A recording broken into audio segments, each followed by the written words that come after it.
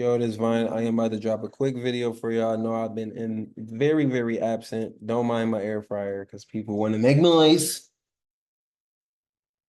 Nah, I'm about to drop a quick video for y'all, man, because we've been out of tune. I've been working crazy and been trading, making profits, withdrawing everything the same.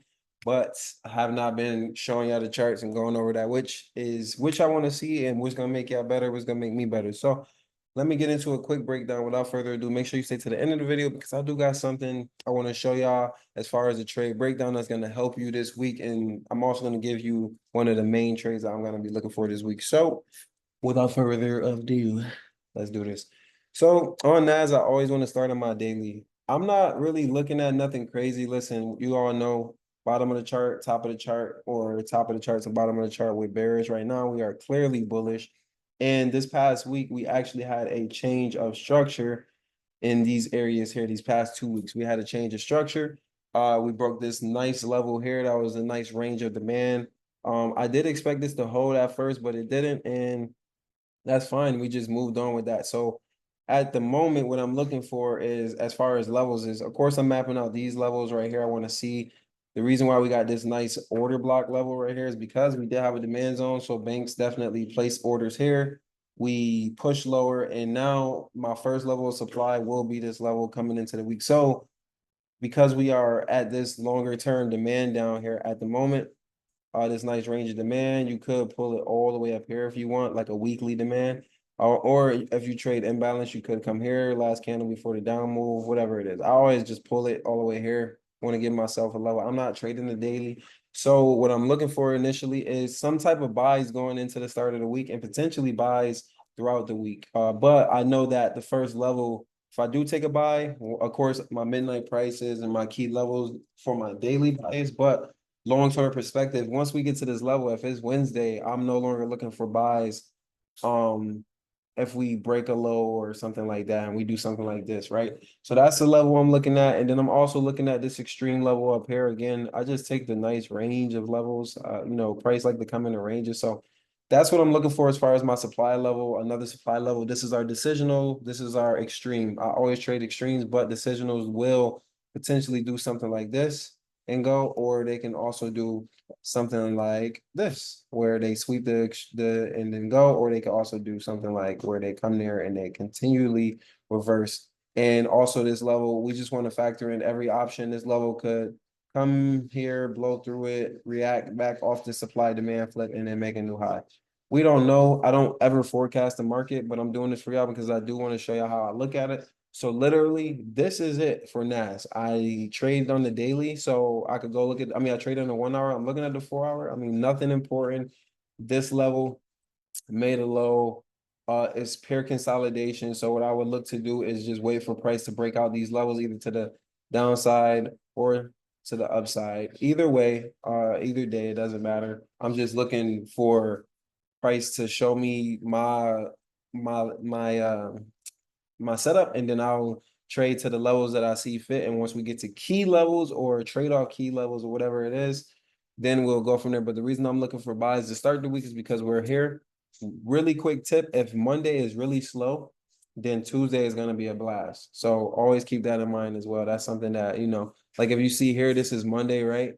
New York session, and then going into Tuesday, right? New York session was actually dead too. And then Wednesday, and then we just dump throughout the rest of the week. So always be patient, all right, and understand that things might not always start off the way you want, but they'll work out. And then we got gold over here back to the daily. Let's see what's going on. So on gold, we are very bullish. This level here, man, if I was a swing trader, I remember prices down here, I was just gonna take the buys and hold it forever. And it would have took a while, but look at that.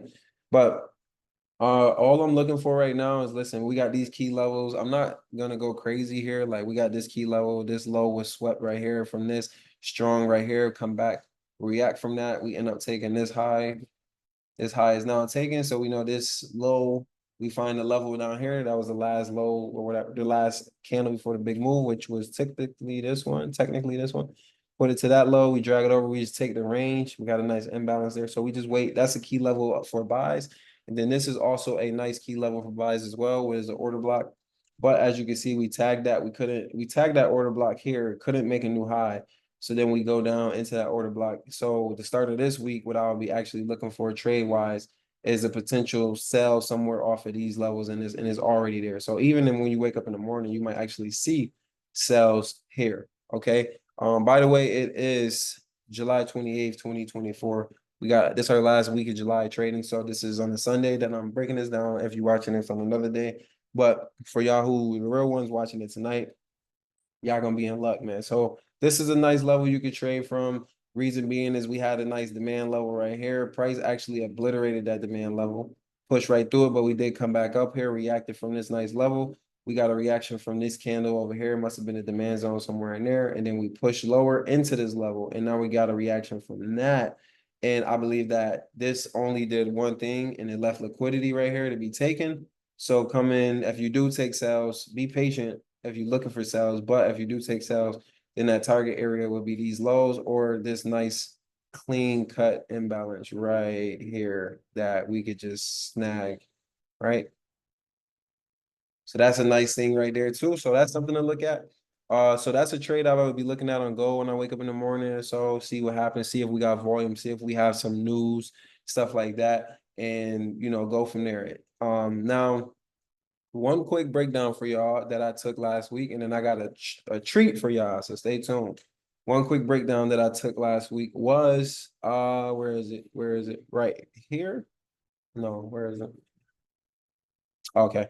So yeah, this trade here I actually took, and the reason being it was a little sketchy, right? But the reason I took it was because I wanted price to go up here. I felt price took these demand levels. Usually when you take a demand level, you get a deep pullback. We actually didn't get that much of a deep pullback, but it was a pretty significant pullback. So when I woke up, price was around these areas here. All I wanted to see was price reject this Asia midline, right?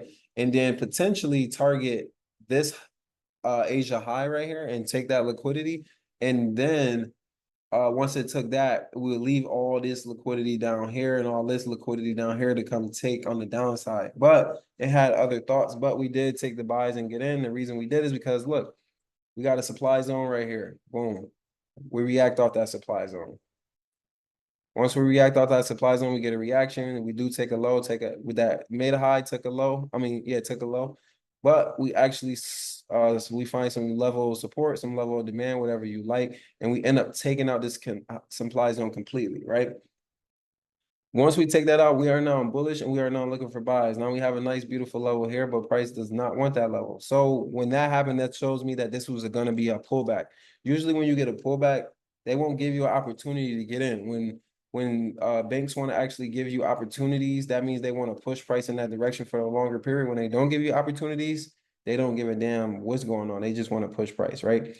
So as I seen this, I was around this area again, like I told you, we just seeing the pullbacks, breaking supplies and respect the demand. So why would I look for anything other than buys? But you also have to keep in your head that, hey, listen, man, we are counter trend and we have to find out, okay, what levels can we target? So immediately I said, all right, we could target midnight price from another day.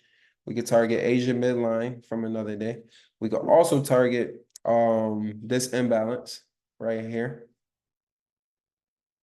And those are the three levels. And then of course, Asia high. So I'm already finding, because we counter trend, I want multiple areas where I know, I don't give a damn what the money say. Get out. That's what I was basically doing. So I went and decided on either Asia highs, depending on the volume. And if it's not Asia highs, it's gonna be midnight price. Right. So one or two, either or, right? So price came here. I mapped this out as a demand. Now, like, keep in mind that Asia lows, this would have been avoided trade for me because Asia lows are still intact, and price could have easily just came and knocked me out clean and then took all this liquidity the same way it did it here. But something told me that we wanted to go a little bit higher, get a little bit deeper in a premium level, and then take everything else out, right? So we waited here. Price was around here about 5, 6. Price was here at 7. I seen it. I said, you know what? I like the trade. Let's see if we can take it. I actually take it as a candle rejected, put my stop here, and I got out right here, a little bit below Asia, Asia, I mean midnight price. And that's a simple trade. Price got up there later in the day. I didn't even check it. When I came back to the chart later that night, price is down here. Like it was like, yeah, like where is it? Let me see. Yeah, price is down here or something like that. It made a big push. So that's what usually happens. And yeah, that trade specifically was pretty smooth, but it's a very, you got to know what you're doing. You got to know what you're working with in trades like that. And let me show you one more thing really quick.